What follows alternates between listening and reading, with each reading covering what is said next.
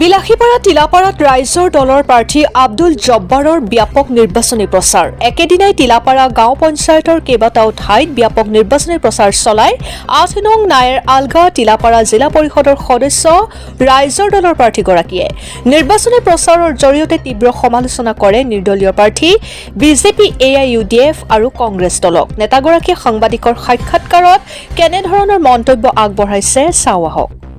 বিলাসীপাৰাৰ পৰা মফিদা বেগমৰ প্ৰতিবেদন, অৰুণোদয় আছাম। আপুনি কোনটো সমষ্টিৰ পৰা নিৰ্বাচন খেলি আছে এতিয়া? ৮ নং নাইৰালগা টিলাপাৰা জিলা পৰিষদৰ সমষ্টিৰ ৰাইজৰ দলৰ এজন মনোনীত প্ৰাৰ্থী হয় মই ইয়াত আহিছোঁ নিৰ্বাচনী প্ৰচাৰ চলাবলৈ। প্ৰচাৰ চলাবলৈ আহি ইয়াত অলপ আগতে মোক এজনে ফোন কৰিছিল। টিলাপাৰা বজাৰৰ উত্তৰ পিনে যিখন ঠাই আছে আমাৰ মানে মডেলিং কলেজ এখন, সেই মডেলিং কলেজৰ ওচৰতে যিখিনি মানুহে বসবাস কৰি আছে তেওঁলোকে আজি মোক মাতিছে যে আব্দুল জব্বাৰ ভাই আপোনাক আহিব লাগে, আমাৰ মানুহখিনি আমাৰ সুখ দুখৰ বিষয়ে কিবা আপোনাক জনাব।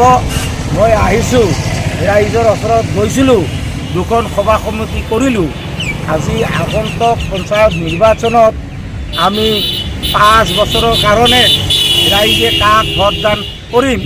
আজি মোৰ এইখন হোমজীৱী হয়। মই এজন টিলাপাৰা গাঁও পঞ্চায়তৰ বাসিন্দা, টিলাপাৰা জিপিৰ এজন ভোটাৰ আৰু ৰাইজৰ দলৰ মই দলীয় টিকেট পাই ৰাইজৰ দলৰ মনোনীত প্ৰাৰ্থী এজন হয়। আজি মই আগন্তুক 7 তাৰিখত ৰাইজে কাক ভোট প্ৰদান কৰিব সেই সম্পৰ্কে মই আজি প্ৰেছ বিজ্ঞপ্তি যোগে ৰাইজক জনাব বিচাৰিছোঁ যে আমি দলীয় প্ৰাৰ্থী হৈছোঁ 5 জন আৰু নিৰ্দলীয় প্ৰাৰ্থী হৈছে এজন। এই এজনৰ ভিতৰত আমাৰ বিধায়ক আলী আকবৰ মিয়া চাহাবৰ ঘনীয়েক, তেখেত নিৰ্দলীয় প্ৰাৰ্থী হয়। তেখেত দুবাৰ কংগ্ৰেছ দলৰ পৰা টিকেট পাইছে। টিকেট পোৱাৰ পিছতো টিকেট নোপোৱাৰ কাৰণে আজি নিৰ্দলীয় ভোট খেলিবলৈ ৰাইজৰ ওচৰত হেতা অপৰা কৰি ৰাইজৰ ওচৰত ভোট ভিক্ষা বিচাৰিছে ৰাইজ, হয়নে নহয়? আজি এই ফৰিদা ইয়াছমিনক কোনো মানুহে কোনো ৰাইজে ভোট নিদিব, এই কথাটো আজি উল্লেখ হৈ পৰিছে, হয়নে নহয়?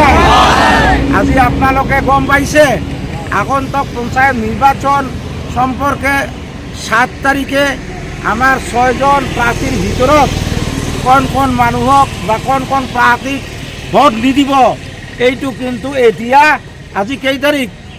আজি 4 তাৰিখ হয়নে নাই? আজি 4 তাৰিখ নহয়, আজি 5 তাৰিখ। এই 5 তাৰিখে ৰাইজৰ মুখত অলৰেডি প্ৰচাৰ হৈ গৈছে যে 7 তাৰিখত আমি কাক ভোট দিম, হয়নে নহয়? আপোনালোকে ইফালে আহক।